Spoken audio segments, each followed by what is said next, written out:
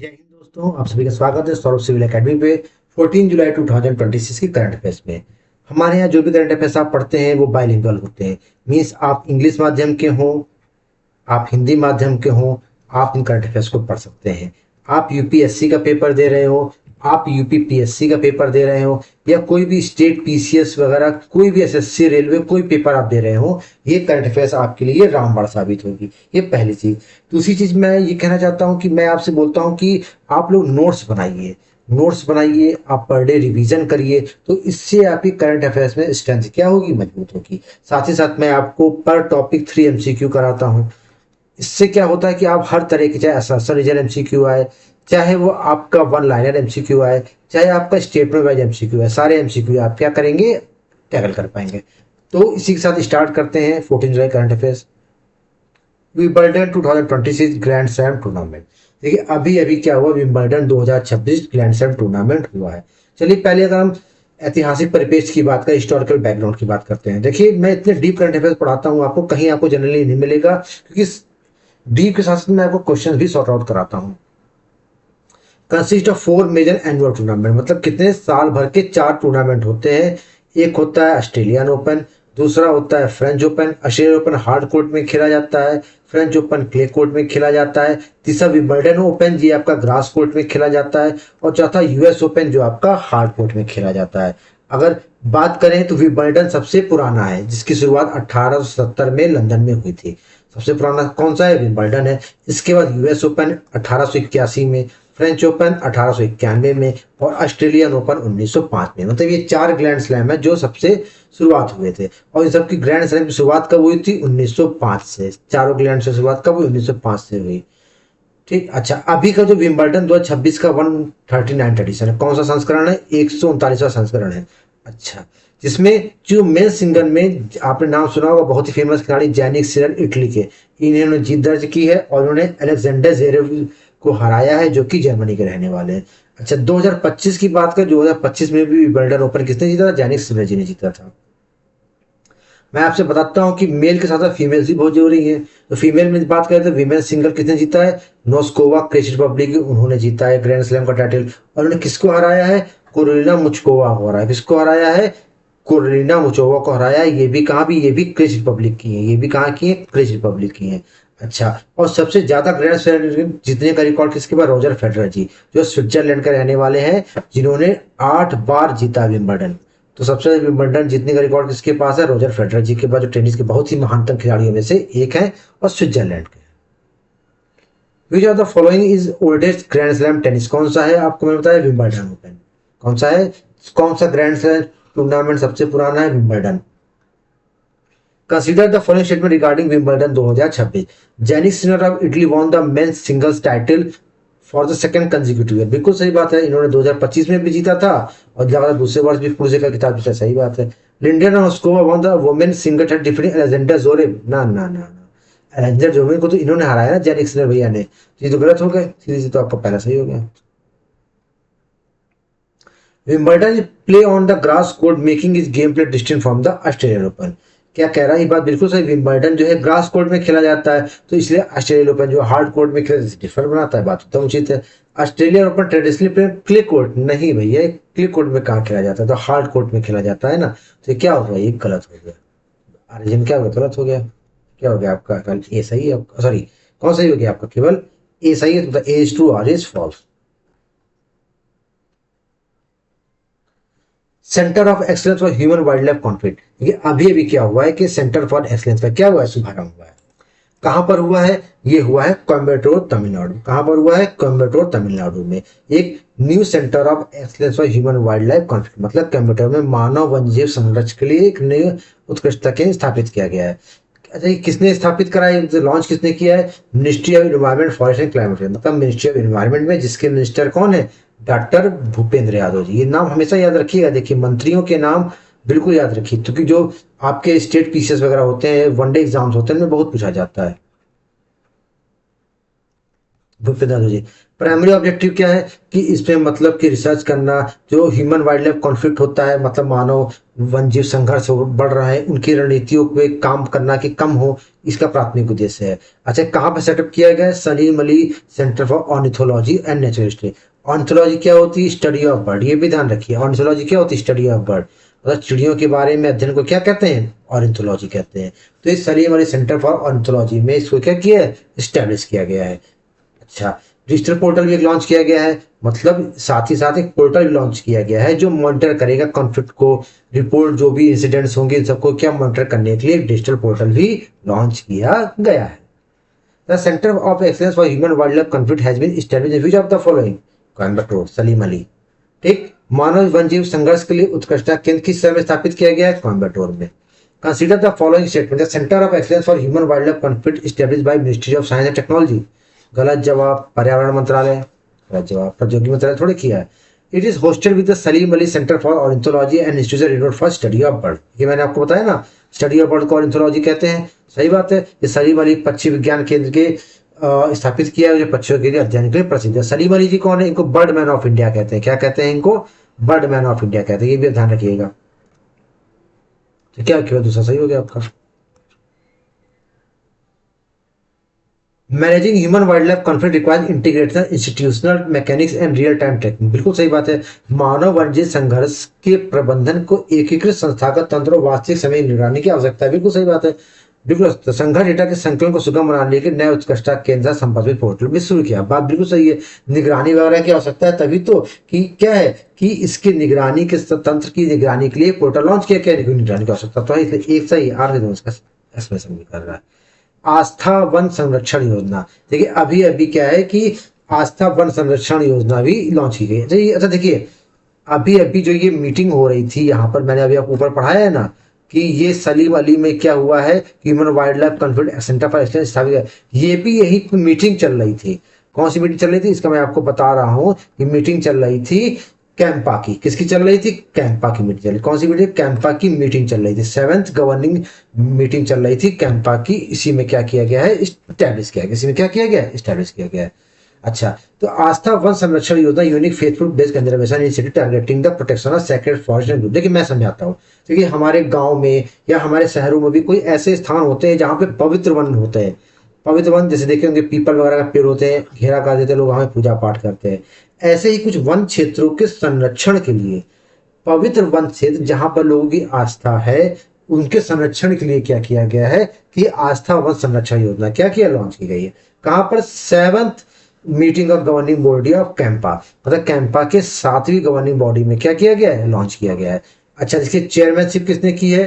Doctor Bhupendra Yadav ji, जो कौन है? पर्यावरण मंत्री है। अच्छा, इसके लिए 15,000 आस्था वन को क्या किया जाएगा?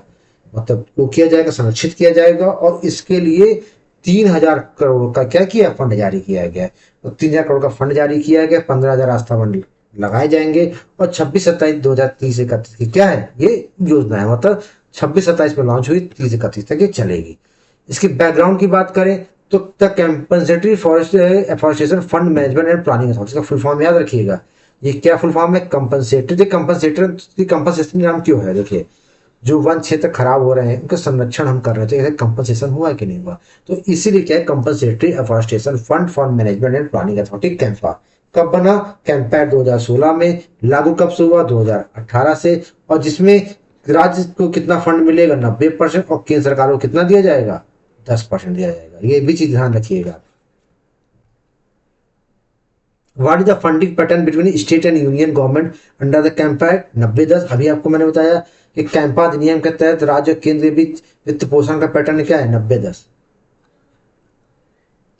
Consider the following statement about आस्था व संरक्षण योजना। इट इज फेथ, ये एक आस्था आधारित संरक्षण योजना जिसके उद्देश्य लगभग 15,000 पवित्र स्थलों को रक्षा करना। बात सही है। 15 सेक्रेड साइट को रक्षा करना है, सही बात है। The financial layout scheme up to 3,000 crore for a period extending up to 30-31। ये बात भी सही है। योजना का वित्तीय परिव्यय कितना है? 3,000 करोड़ रुपया 30-31 की अवधि के लिए है। ये भी सही है। इसका ऑप्शन बस ही सही हो गया आपका। State government plays a major role in executive project expenditure under the CAMPA architecture. ये बात एकदम उचित बोल रहा है कि संरचना के तहत परिवहन योजना को निष्पादित करने के राज्य सरकार प्रमुख भूमिका निभाती है। बिल्कुल, क्योंकि उनको 90% फंड दिया है। क्यों भैया? देखिए क्या है, 90% CAMPA collection fund directed to state से है and only remain to 10 to centre.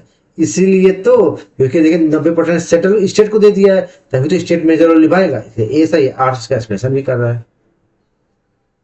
China territorial claim over the South China Sea, अभी अभी क्या हुआ है देखिए, चाइना की टेरिटोरियल साउथ चाइना सी, इस पे चाइना के क्लेम को 14 देशों ने क्या कर दिया, रिजेक्ट कर दिया है, उसी के संदर्भ में ये। चलिए इसके कुछ हिस्टोरिकल बैकग्राउंड के बारे में आपको मैं बताता हूँ पहले, ठीक है। देखिए ये है आपका चाइना, आपको पता है ये चाइना कंट्री है, और ये यहाँ पर है साउथ चाइना सी, ये क्या है, साउथ चाइना सी। अब चाइना का क्या कहना है कि जो 9 डैश लाइन है, ये 9 डैश लाइन है, अब देख रहे हैं ना कि ये पूरी जो मैं बना रहा हूँ ये 9 डैश लाइन है। चाइना का कहना ये है कि ये जो जितना भी क्षेत्र है 9 डैश लाइन का, ये क्षेत्र हमारा क्षेत्र है।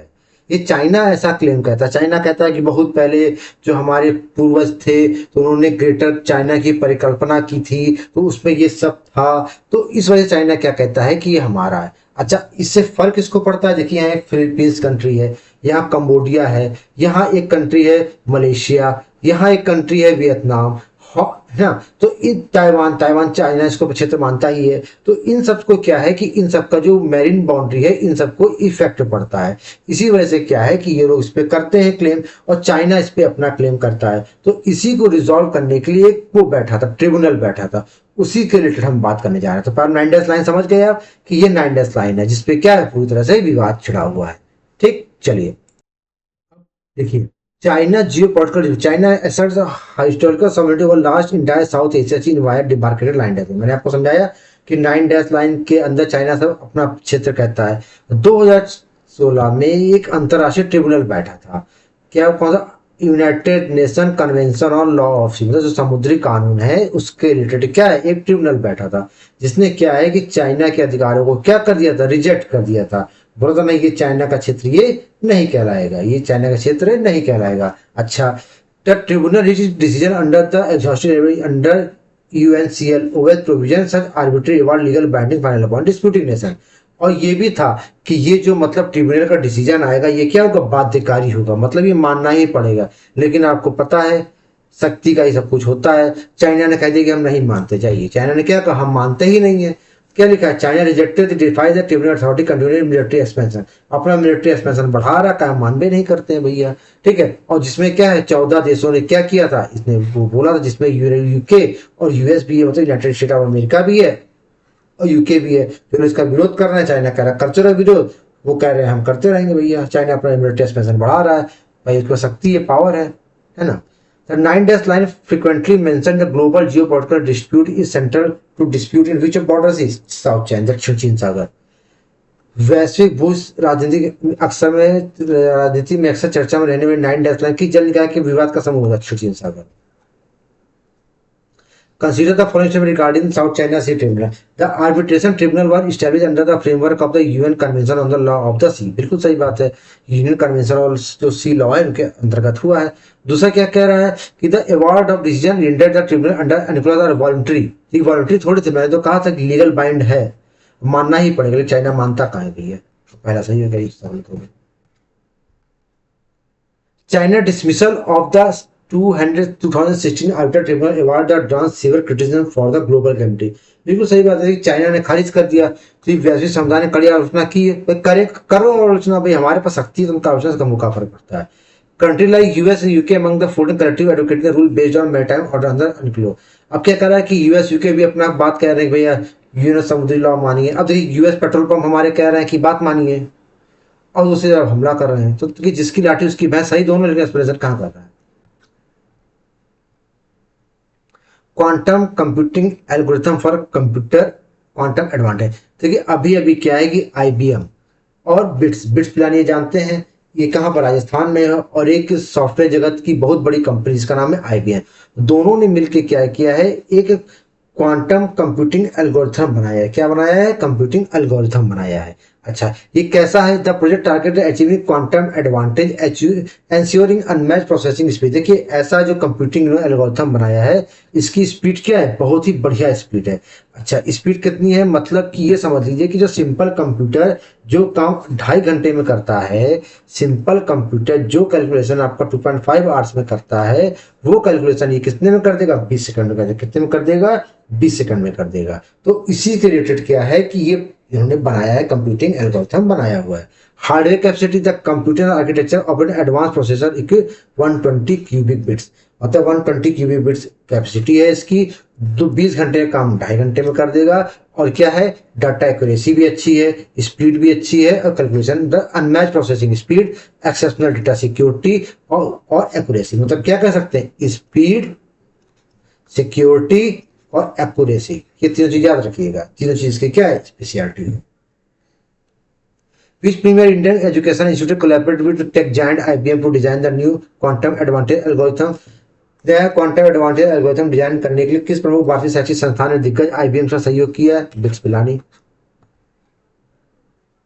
Consider the following statement regarding new quantum computing processor. The newly leveraged processor operates in capacity of 120 qubit, 120 qubit. बिल्कुल सही बात है, 120 क्यूबिट है। दूसरी क्या कह रहा है? Quantum advantage shrinking 2.5 hour conventional task down 20 second. हाँ, ये भी सही है। क्या कह रहा है कि 2.5 घंटे काम 20 सेकंड में कर देगा। सोचिए कितना तेज कंप्यूटर होगा ये, है ना? तो दोनों सही है। Quantum computers utilise qubits instead of classical binary 0 1 and 2 process informational algorithm. ये बात बिल्कुल सही है। क्यों तेज काम करता है? कि क्यूबिट्स पे काम करता है, जाकि 0 1 जो बाइनरी है, 0 1 पे काम नहीं करता है। बात सही है। Superposition and intelligent inbuilt quick to evaluate multiple computation state simultaneously. Superposition और एंटेलमेंट क्यूबिट्स जो होती हैं, इससे क्या होता है कि गणना करने में, मतलब कैलकुलेशन करने में आसानी होती है। क्या फायदा है? क्योंकि क्लासिकल पे कर नहीं रहा, क्यूबिट्स पे कर रहा है। क्यों कर रहा है? क्योंकि इससे क्या होती है? स्पीड ठीक ठाक आती है, अच्छी आती है, ठीक है, अच्छी आती है, इसलिए वजह।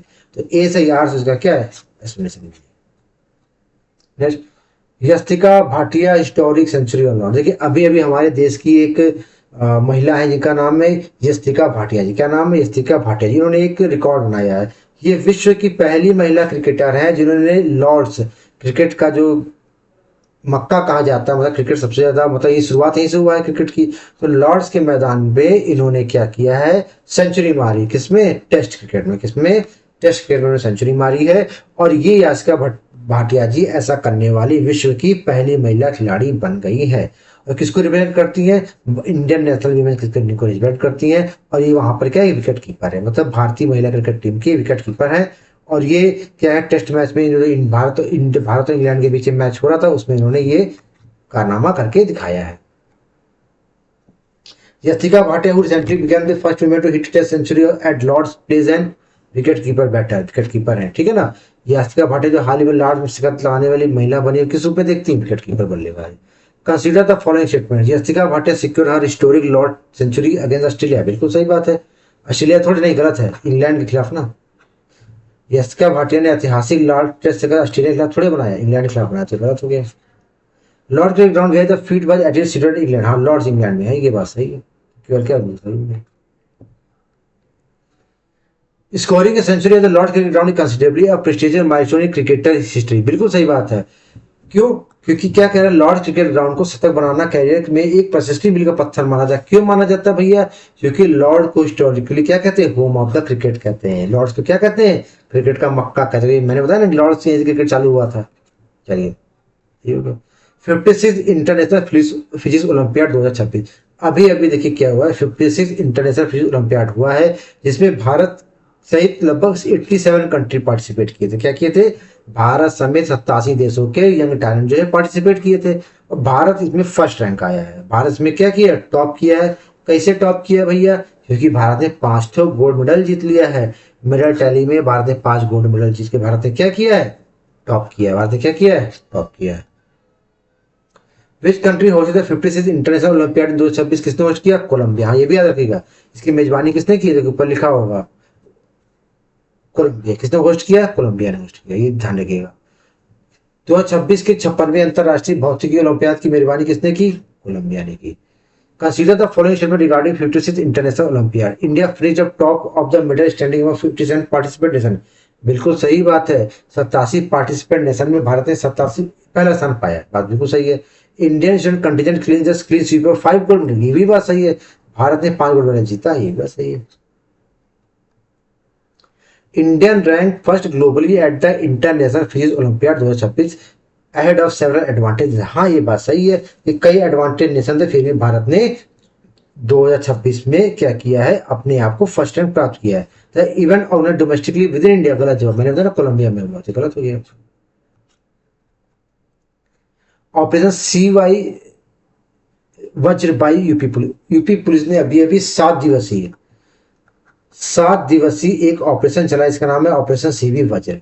अच्छा, ये क्यों चलाया गया है? इस साइबर क्राइम को टारगेट करने के लिए, मतलब इसका एम क्या है, जो साइबर क्राइम्स होते हैं, जो ऑनलाइन फ्रॉडस्टर होते हैं, उनको डिजिटल सिक्योरिटी अवेयरनेस बढ़ाने के लिए, फैलाने के लिए, डिजिटल लोगों को अवेयर करने के लिए कैंपेन लॉन्च किया गया है। लीडरशिप में किसकी? The campaign officer rule order executive और डीजीपी उत्तर प्रदेश राजीव कृष्ण। मतलब किसके एग्जीक्यूटिव ऑर्डर पे? जो डीजीपी है राजीव कृष्णा जी, तो उनके अध्यक्षता में, क्योंकि डीजीपी क्या होता है? पुलिस महानिदेशक होता है। पुलिस की, राज्य की पुलिस की सबसे बड़ा अधिकारी कौन होता है? डीजीपी होता है। डीजीपी की अध्यक्षता में किया गया है और लगभग ये 7 दिन का है, 7 दिन होता है, 7 दिवसीय है ये। Operation C Vajra recently seen the launch by which state police? UP police. हाल ही में समाचारों में रहा ऑपरेशन सी वज्र किस राज्य पुलिस द्वारा शुरू किया गया है? UP police. Consider the following statement about operation C Vajra. It was launch under the guidance of UP DGP Rajiv Krishna. बात बिल्कुल सही है। यूपी के डीजीपी राजीव कृष्ण के मार्गदर्शन में जो शुरू किया, ये बात सही है। The main goal of the 7 day arrive combat environmental illegalities, नहीं, साइबर क्राइम में गलत हो गया। Short time high intensity operation like C Vajra are highly effective disruptive active cyber crime network. बिल्कुल सही बात कह रहा है। साइबर जैसे अल्पकालिक उच्च तीव्रता वाले ऑपरेशन सक्रिय साइबर अपराध नेटवर्क को ध्वस्त करने प्रभावी होते। बात बिल्कुल सही है। क्यों? क्योंकि cyber module often change the digital footprint quickly and require immediate special. हाँ, क्योंकि साइबर क्राइम तुरंत अपने स्वरूप बदलते हैं, इसलिए तो क्या है, डिजिटल मॉड्यूल चाहिए रहता है। बात सही है।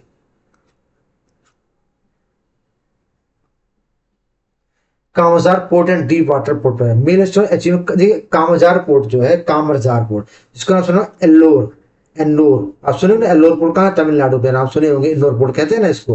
तो क्या कह रहा है कि कामजार पोर्ट को है officially second major port to feature operational draft capacity 18 metre. मतलब आप सीधे समझिए कि 18 मीटर गहरे पानी में कार्य करने वाला, मतलब क्षमता वाला जो है कामजार पोर्ट क्या है, पहला पोर्ट बन गया है, सॉरी दूसरा पोर्ट बन गया है।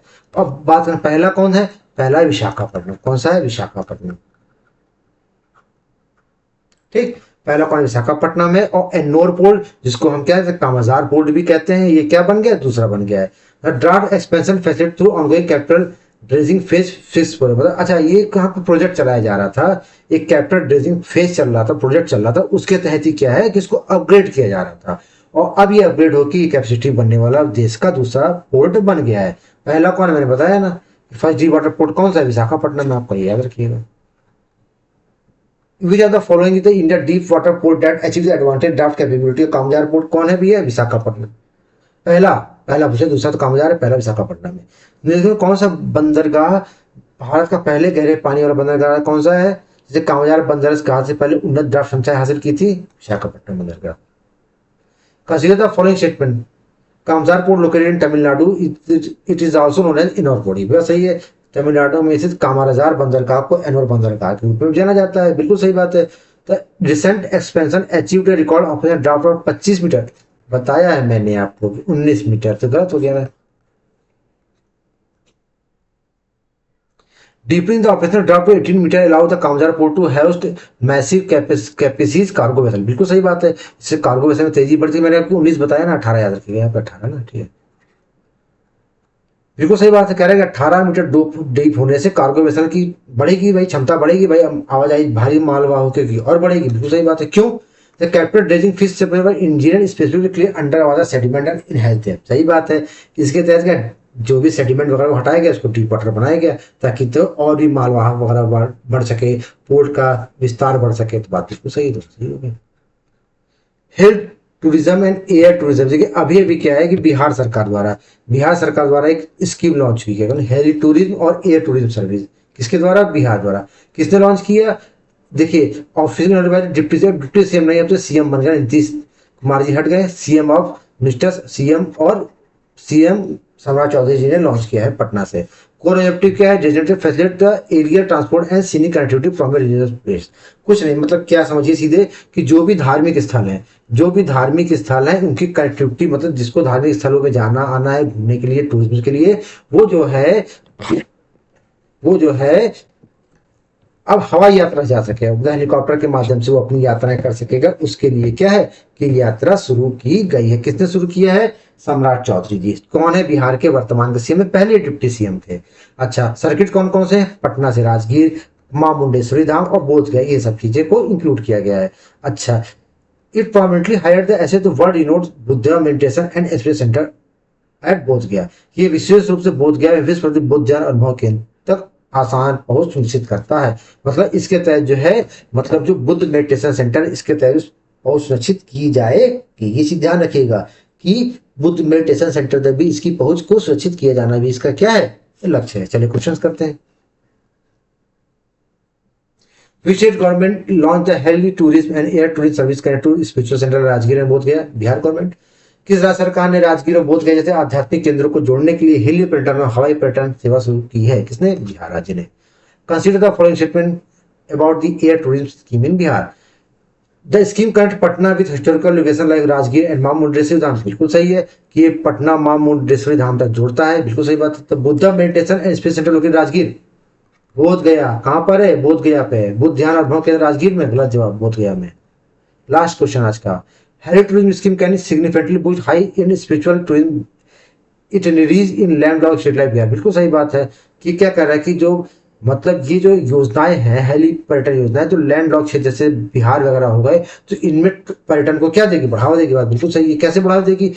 Aerial connectivity, bypass road traffic bottleneck drastically reducing travel time. सही बात है, एयर ट्रैफिक जल्दी पहुंच जाएगा, बॉटलनेक टाइम रिड्यूस हो जाएगा, लोग यात्रा सुगम और सरल तरीके से कर पाएंगे, इसलिए ऐसा हो गया।